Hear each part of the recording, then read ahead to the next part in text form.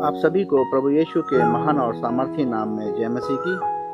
मैं हूँ अरविंद हरिद्वार से और अजीज़ों में प्रार्थना करता हूँ और विश्वास करता हूँ कि आप सब लोग अपने अपने घरों में होंगे, सुरक्षित होंगे और स्वस्थ होंगे। इस कोरोना की महामारी के समय में प्रभु आप सभी की प्रार्थना को सुनता है और उत्तर देता है और आप सभी स्वस्थ और सुरक्षित अपने घरों पर मौजूद होंगे। अजीज़ों, इस समय आज के समय में वचन में से मैं आपके सामने शेयर करना चाहता हूँ वो समय की बात, उस समय जब दाऊद ने गोलियत को मारा और उस समय क्या बात उसकी शाऊल से क्या बातें हुई और जो उसने बात करी, गोलियत से जो उसने बात करी और दाऊद ने उसको मारा, जबकि वो दाऊद एक बालक ही था और जबकि गोलियत जो था वो बहुत ही खतरनाक और उसके सामने दैत्य रूपी था जिसकी लंबाई लगभग 10 मीटर की थी और उसने जो कवच पहन रखा था वो करीब 53 किलो उसका वजन था और जो उसके पास भाला था और उसकी जो लोहे की आगे की नोक होती है जिससे कि घात करते हैं वो करीब 7 किलो वजन का था।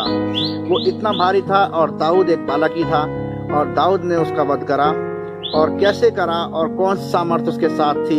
आइए अजीज़, हम वचन में देखेंगे और उस बातचीत को देखेंगे और उससे हम देखेंगे हमें क्या मैसेज मिलता है कि दाऊद ने किस तरीके से गोलियत को खत्म किया। और वो पहले शाऊल से बात कर रहा है तो हम देखेंगे पहला शमूएल उसका 17वां अध्याय और उसकी 36वीं और 37वीं आयत में हम पढ़ेंगे। यहाँ पे लिखा हुआ है, तेरे दास ने सिंह और भालू दोनों को मारा और वह खतना रहित पलिश्ती उनके समान हो जाएगा क्योंकि उसने जीवित परमेश्वर की सेना को ललकारा है। फिर दाऊद ने कहा, यहोवा जिसने मुझे सिंह और भालू दोनों के पंजे से बचाया वह मुझे उस फिलिस्ती के हाथ से भी बचाएगा। शाऊल ने दाऊद से कहा, जा यहोवा तेरे साथ रहे। यहोवा हमेशा दाऊद के साथ था। यहाँ ये बात हुई। फिर दाऊद की बात जब गोलियत से हुई जो फिलिस्ती कहलाता था, जो फिलिस्ती था और वो इतना भयंकर दानव जैसा था और दाऊद बालक जैसा था, जब उसके साथ उसकी बातचीत होती है। अजीजों, देखिए कितना सुंदर यहाँ पे बातचीत है और इसी में देखेंगे हम आगे पहला शमूएल 17वें अध्याय के 42वें पद से हम देखेंगे, जब फिलिस्ती ने दृष्टि करके दाऊद को देखा तब उसे तुझ जाना क्योंकि वह लड़का ही था और उसके मुख पर लाली झलकती थी और वह सुंदर था। तब फिलिस्ती ने दाऊद से कहा, क्या मैं कुत्ता हूँ कि तू लाठी लेकर मेरे पास आता है? तब फिलिस्ती अपने देवताओं के नाम लेकर दाऊद को कोसने लगा। फिर फिलिस्ती ने दाऊद से कहा, मेरे पास आ, मैं तेरा मांस आकाश के पक्षी और वन पशुओं को दे दूंगा। दाऊद ने फिलिस्ती, देखिए अजीजों, दाऊद कितना सुंदर जवाब देता है। दाऊद ने फिलिस्ती से कहा, तू तो तलवार और भाला और सांग लिए मेरे पास आता है, परंतु मैं सेनाओं के यहोवा के नाम से तेरे पास आता हूँ जो इजराइल सेना का परमेश्वर है और उसी को तूने ललकारा।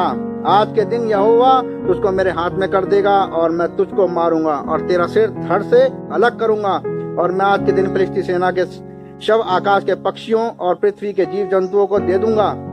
तब समस्त पृथ्वी के लोग जान लेंगे इजराइल में एक परमेश्वर है और यह समस्त मंडली जान लेगी कि यहोवा तलवार या भाले के द्वारा जय नहीं करता, इसलिए कि संग्राम तो यहोवा का है और वही तुम्हें मेरे हाथ में कर देगा।